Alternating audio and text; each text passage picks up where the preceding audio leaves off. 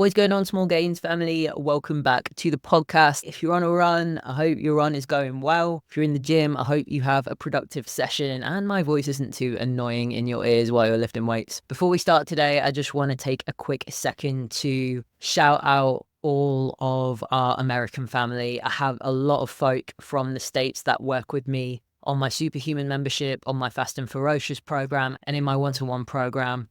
What is going on in America right now? From the president to Elon Musk to the fires in LA. I know that the fires have directly affected some of you, and the last few days with the inauguration, things must be harder than ever right now, and I can't imagine how you must be feeling. So just sending lots of love and strength from your UK Small Gains and Fuzz Culture Club family. It can't be easy for you right now, and I hope you have your people around you and your community spaces are probably going to be needed more than ever. So getting into things today, I'm not sure a lot of you know this, but I used to be a major dickhead to myself. Really nasty. I'm a lot kinder to myself these days. And I've always been a person that's had big goals when it comes to like the gym and training. And to be fair, in the rest of my life probably as well. 7 or 8 years ago, I actually fell into that trap of like grind harder, major hustle culture. Work hard, don't sleep, hustle, and it will happen. And I read a lot of those stereotypical self-development books, business books, all written by middle-aged white men that came from a lot of privilege. And the general theme of them was always just to get up earlier than everybody else, work harder and longer than everybody else, have tunnel vision with your goals, put aside things like your personal life, your family, your friends, and that is the only way that you can be successful. So what happened when I listened to those people or read those books was that I applied that mentality to everything in my life. So when I had like a strength goal or a run goal or an aesthetic goal, which let's face it at the time was always just chasing weight loss, chasing a smaller body. Thank you for that diet culture. I just embodied this whole grind harder, work yourself into the ground mentality, which meant I was really nasty to myself. I would say I wasn't working hard enough when I couldn't do like 16 to 18 hour days on 4 hours sleep. I would tell myself that because I couldn't complete a huge capacity of work and be super productive every day, that I would just never be good enough to where I needed to be. And this is also while having undiagnosed ADHD as well, which, you know, we know that now, but we didn't at the time. I would tell myself I wasn't capable enough, and I didn't really get anywhere with anything apart from just having really low self-esteem, no confidence in the gym, and no self-belief that I could become a runner or a person that went to the gym regularly. So in today's episode, we're going to talk about how we can hold ourselves to a higher standard without being a dickhead. How we can dream big with our training goals and be ambitious, but we're going to make a big promise to ourselves to not be that dickhead in the process. So let's do the thing.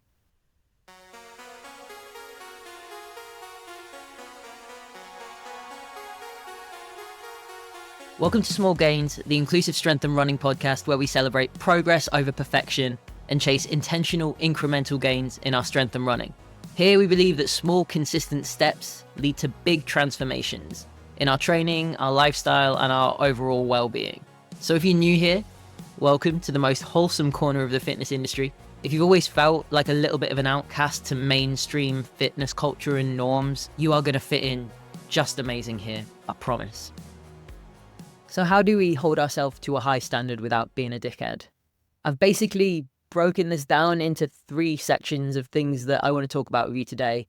The first one is there is no shame in dreaming big. The second is how to train purposefully and ambitiously on your own terms. And the third has the very creative title of Don't Be a Dick, It's Not That Deep. So starting with there's no shame in dreaming big. Ambition as a leisurely athlete shouldn't be something that is shamed by other people or that you almost feel a bit embarrassed or ashamed of because it's not maybe something that a lot of people are into. If you enjoy doing this stuff as a hobby, it brings you joy, it makes you feel good. Aiming high with your fitness can be a really, really amazing journey that can take you to all sorts of places. Often people kind of roll their eyes or huff or tut at people being ambitious with their fitness journeys because they are just projecting their own feelings about what they have or haven't achieved onto you. And people might even make you feel small about your big goals and aspirations, and that is absolutely their problem.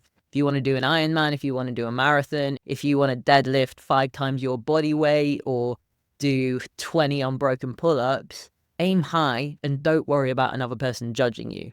I read a post this morning actually when I was resting in between sets at the gym, and it said, the more you like yourself, the less you care about what other people think.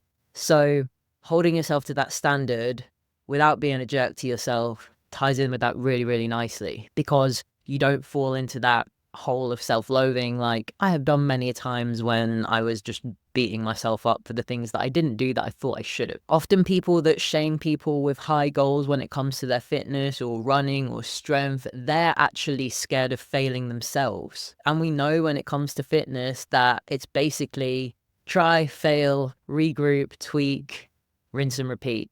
And that's just the process of getting better at anything, not even just fitness. And so the chances are, if you're a person that's allowing yourself to dream big, as opposed to a person that's like, oh, I could never do that, I would never be able to do it, I might fail. If you're allowing yourself to dream that big, you do know deep down that there is the chance of failure. When you do anything hard, there's always going to be that chance of failure. And I think you kind of make peace with that, or you almost gamify it for yourself, because it's almost fun trying not to fail in a sense. But then if you do, you know you can just try again. And a lot of people don't necessarily have that growth mindset when it comes to tackling a big goal or taking a risk. Now, when I talk about dreaming big, you might think about things like, running a marathon or entering a fitness competition or doing an Ironman or an ultra run or anything like that. But you don't have to specifically compete to still dream big and have big ambitious goals when it comes to your fitness. You can set those big goals purely just for yourself to chase without actually having any competitive element. So if you don't vibe with that, you can still aim high. You could build up all of your big lifts. You could aim to run a certain distance. You could try and master your body weight movements. I'd say a good half of my clients in Fuzz Culture Club don't play a competitive sport and don't compete in any sense of the word. They're not interested in it, and that's okay. It's not for everyone. But I do still ask them to set goals, because it's still beneficial to chase something for strength and fitness and cardio, and it's helpful to keep people stimulated as well, and to gamify something that will allow you to enjoy the process and get fired up about it. If you go to the gym and squat every week and you think, yeah, that's all right. But if you've got this thing in your head and you're like, oh, I want to be able to squat over my body weight one day, you'll keep chasing it. You've gamified it for yourself. Because sometimes just training for good old health and fitness and long-term health, it isn't as motivating. So finding little motivators along the way, even if it's not to do a race or a comp, is really, really beneficial. And it helps keep that consistency up. It keeps you coming back. It keeps you moving forward. At the start of my journey, I would say my massive ambitious goal was just to be a person that went to the gym that lifted weights. I just couldn't imagine ever being that person in the weight section with dumbbells, or I couldn't imagine myself ever in a rack squatting or doing big deadlifts. Never mind the Olympic lifting that I've done and the CrossFit that I've done since. That at the time for me felt like the biggest and most ambitious goal. And if that's yours right now, that is valid. That is aiming high, because it's all relative to where you are right now. So aiming high for someone could be one thing, but for one person, it could be something else. Now, moving on to the people that actually do like the thought of entering a race or a competition or having a date in the calendar to work towards. In 2025, we have more access to amateur races and competitions than we ever have. What's awesome is that most races in the UK now have a non-binary category, which is amazing. We have inclusive strength competitions popping up. We have gender-neutral inclusive sports teams starting to pop up. We have a bunch of Hyroxes that we can pick from every year. Lots of amateur independent gyms, or lots of little trail runs in running groups. There is so much access to be able to aim high and do these things right now. So if you really like the idea of actually doing an organized event, it's pretty easy to find one these days. And then lastly, on being ambitious and having big goals, don't write yourself off straight away if you see something that you like the look of and think, I want to do that. A training style, a movement, a certain sport. If you see something and you think, I could really see myself doing that, that would be cool, fight the voice that says, nah, you can't do that, because the chances are you probably can if you can see yourself doing it. Go after it. And don't let anyone dictate to you what does and doesn't count as a big dream or a goal. Like with my initial big dream of just being a person that went to the gym and lifted weights, I now do that 6 times a week and don't think anything of it. But there was a point where that was a huge, huge milestone for me. There's a point with a lot of the people I work with that even just getting in the gym for the first time is a hurdle. So think about what you are dreaming big for, and don't be afraid to push it a little bit. There is absolutely no shame in dreaming big when it comes to our strength and running and overall fitness goals. How do we now train purposely on our terms without burning out, without conforming to hustle culture, without ending up overcommitting, taking too much on, hating it, wanting to burn it all down and leave, hide under a rock immediately? I have a 5-step process for training with purpose in line with your goals. So number 1, make a choice that is in line with those goals. Number 2, be real with yourself about it. Number 3, don't overcommit. Number 4, do the things you said you would. And number 5, don't be afraid to change things up. So let's dig into actually making a choice that lines up with your goals. How much time are you dedicating to your thing and why? If, for example, you're training for a race, where are you at right now? Where do you need to be? And how many hours of training does that specific thing take? If you think about training for a marathon compared to training for a half marathon, you need to accumulate half the volume for a half marathon. So that's going to be slightly less running volume, which is slightly less time, depending on what your schedule is. So knowing how much hours you want to dedicate to this thing is the starting point. Then next up, get real with yourself about it. Know that that thing will be hard, but that is not a bad thing. Stepping out of your comfort zone when it comes to fitness can sometimes feel terrifying. And a lot of the work that I do with my people is actually being like, well, I do want to take that step, but I'm apprehensive, but maybe I decide to take it anyway and see what happens. Or maybe I find a middle ground and dip a toe in first. When we get real with ourselves, we acknowledge that something is hard, we acknowledge that it's out of our comfort zone, and we acknowledge that we might fail along the way. And again, failing is not a bad thing because we learn from it and we take those learnings with us as we go. Make a choice that's in line with your goals. Be real with yourself about it. Then thirdly, don't overcommit. I'm trying to get a lot better at that, but it definitely is a hard skill to master for sure. There's a fine line between having a big goal and then having a big goal that literally just does not work at all for the lifestyle that you have right now or the environment that you're in. Goals require some amount of training time. And if you're a person that works 5 days a week, has a 90-minute to 2-hour commute each way, yes, it is possible to train 4 to 5 times a week, but is that okay with you? And there's not a wrong answer to that question. It might mean that you might really want to chase that. And that might mean going to bed super early and getting up at 4 or 5 a.m. so you can smash a training session before you go to work. And if that's a good vibe for you and if that's where you want to be, then that's wicked. Or will you absolutely hate that? Will it make you resent everything in your life? And will it make you compromise your home life? And when you think about that, is it now maybe not looking as attractive anymore? You're the only one that can answer that. And you're the one that knows whether you can commit to it right now. It doesn't necessarily mean that a big goal or a big dream is off the table. It just might need to be shelved or adapted. Don't overcommit. Next up, do the things that you said you would.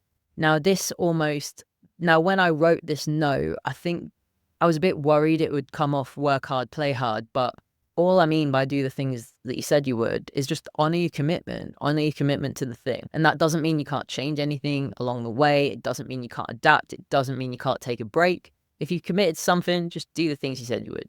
So getting into that a little bit more, when it comes to training, we're the people that are in control of the intensity of our sessions. Yeah, you might have a coach like me writing your programming and telling you what intensity to aim for. But if there's a day where your energy levels are really low, but you want to do the session, you won't always feel fired up, super strong, super fast for every single session. But do it anyway if you feel like you can, and scale it. Be flexible based on your life and your health. If you get sick, take time off to recover. Don't push through, because then you'll just add on more recovery time and you'll just feel worse for it. There's nothing to gain from training through illness or injury. Like, it doesn't make you brave, it doesn't make you well hard. It just prolongs getting better in the first place. And that doesn't mean that you're not doing the things you said you would. It just means you're taking the time when you need it. I had one of my one-to-one lot come to me yesterday and say, I have got a lot on at my job right now, and I don't think I can train this week, but I feel guilty about it. And we talked it out for a little bit. And the final question that I asked them was, Should you feel guilty for not training, or should you feel proud of yourself for listening to your body and doing what it needs? And obviously we agreed that they should be proud of themselves for taking the time that they needed to rest and recognizing that and not pushing through. Lastly, put all or nothing and fuck it mode in the bin immediately. Show up when you can. Work hard with the energy and the capacity that you have. If you miss a session, reschedule it or just skip it and crack on to your next week. So make a choice that's in line with your goals. Get real with yourself about it. Don't overcommit. Do the things you said you would. And lastly, don't be afraid or hesitant to change things up. Mine and many of my clients' training changes every single week. Last week, as an example, I had to go on tour, so I did 4 sessions instead of 7. I opened my workout app on Monday morning and I had a note from my coach that said, you probably had quite an intense weekend, so either rest today or do an easy bike ride. Am I still running my marathon in April? Fingers crossed, touch wood, hell yes. The plan is still in motion despite it adapting for some other fun stuff that I had to do. I spent 6 days out the gym for maybe like the first time in 2 years the other week, and nothing changed. It's so easy to get stuck in our heads with religiously sticking to a plan and following it through. But if we don't bear in mind external factors and how we feel in our minds and our bodies, then our recovery and our mood is just going to plummet and we're not going to feel good. And then we're going to end up with all of those self-loathing tendencies that I spoke about earlier. Because if we get stuck or we get burnt out every time we have a lot of stuff going on and we don't adapt, then we're not going to be able to keep this stuff up for the rest of our life. Some of my clients travel for work or they have partners or family in different countries. So they might train less when they're away compared to when they're at home. And that doesn't mean that their goals aren't valid. It just means that we take it week on week. And this is also a big factor of why I actually update my one-to-one clients' programs every single week instead of in 6 or 8 weekly blocks. Because things change, people get sick, people get tired, recovery takes a hit, life gets in the way. And then the opposite of that, sometimes people end up with abundance of time and energy and they're like, hell yeah, I want to do more, let's get it. Some of my people will struggle with day-to-day chronic pain, perimenopause symptoms, or they'll struggle at certain points in their menstrual cycle. So again, we learn from that and we approach things differently because muddling through or pushing through would cause pain and make symptoms more severe. Reducing your training load or adapting your sessions doesn't mean you aren't still killing it. You're just making sure it works for you for where you're at this point in time. Train purposefully and ambitiously, but do it on your terms. I hope you're all having a nice time listening to this podcast about holding yourself to a higher standard and not being a dickhead. I'm just going to interrupt myself really rudely to talk about my hybrid strength and run program, Fast and Ferocious, because we're just over halfway through the block of training that we're in now. And that means in just under 4 weeks, a new block of training is going to start. So if you're a person that's got some gym experience, you're training fairly regularly, but you'd like to see a bit more progression, you love the idea of hybrid training between strength and running, and you want structure and a plan, Fast and Ferocious is a really, really good shout. I am quite picky about who I take on, and that's purely just because I've spent 4 years building a community that I love and that I'm really proud of. So every time I bring a new human into it, I want to make sure it's right for them and it's right for the rest of the team. The chances are, if you're listening to this podcast, that you are going to be exactly the right person for the team. So please do reach out, send the first message if it seems like something you want to get involved in. I've made Fast and Ferocious as affordable as possible so you can get the best quality programming and information from me. It's £69 a month to come and join us and do the programming. But if you want that little bit of extra support, if you think you'd benefit from having me check your form videos as much as you need to, and if you'd like a monthly check-in, then there's an option to upgrade to that for £99 a month. As far as inclusive hybrid training programs go, it's pretty damn good. We've got people in the team that are regularly running PBs, lifting PBs. We had a member run outside for the first time in 5 years. We had another member learn to squat with great form after feeling really apprehensive to go and do big compound movements in the gym by themselves. All done remotely, and the bonus part is the FCC vibes in the community. They are wonderful. I almost said immaculate, then I probably would have hated myself. So, next block of Fast and Ferocious starting in just under 4 weeks. Get your name down now if you'd like to apply, and let's see if it's a good fit. All right, let's dig back in. So we've talked about there being no shame in dreaming big, and we've talked about how to train purposefully and ambitiously on your own terms. The final piece of the puzzle is don't be a dick. It's not that deep. And if you ever get into a headspace, I would really like my words to echo in your ears. Don't be a dick. It's not that deep. Because there are people out there in the world that take their training so seriously, and they're not a professional athlete. They're a leisurely athlete. They go to the gym a few times a week. They do a few runs.